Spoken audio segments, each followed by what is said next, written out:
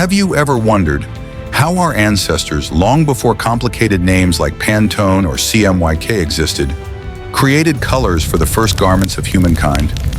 Picture this: a piece of clothing dyed 30,000 years ago, long before Egypt's pyramids were built, yet still retaining its vibrant hue.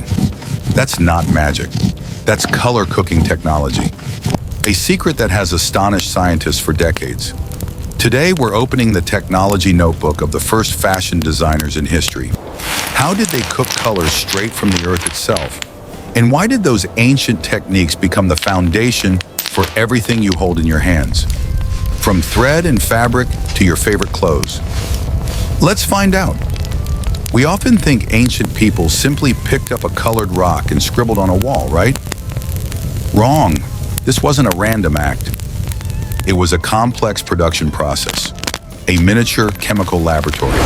And their biggest problem wasn't finding color, but making it stick and last through time. The same struggle anyone who dyes fabric today understands all too well: how to keep color from fading. And guess where the earliest evidence of this color factory was found?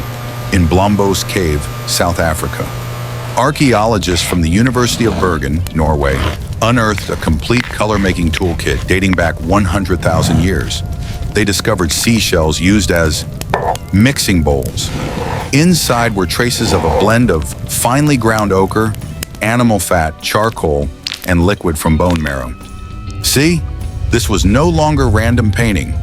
It was a precise formula, an ancient version of the premium paints and dyes we have today. So how did that process actually work? It included 3 key steps that every ancient artisan had to master. Step 1: selection of raw materials. They didn't just pick at random. They were genius geologists. They knew which stones contained iron, which had the highest purity. These were the raw ingredients for a coming chemical reaction. And then it began. Step 2: the fire reactor. Imagine this. They built a small pit, lit a fire with precise heat, not too hot, not too cool. They threw those carefully chosen stones into the heart of the flame. Look closely. Something miraculous was happening. Under controlled heat, the hydrated iron oxide molecules, FeO, OH, NH2O, inside the yellow stones began to dehydrate and change structure. It was no longer yellow-brown.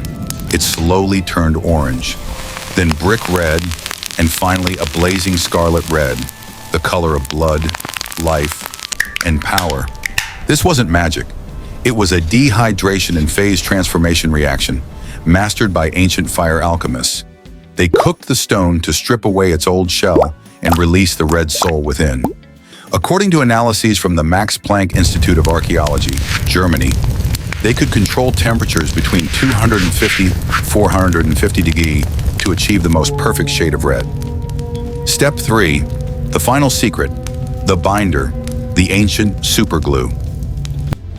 After obtaining that fiery red pigment powder, they faced one last challenge: how to make it stick. And here came the peak of creativity. They invented natural superglues.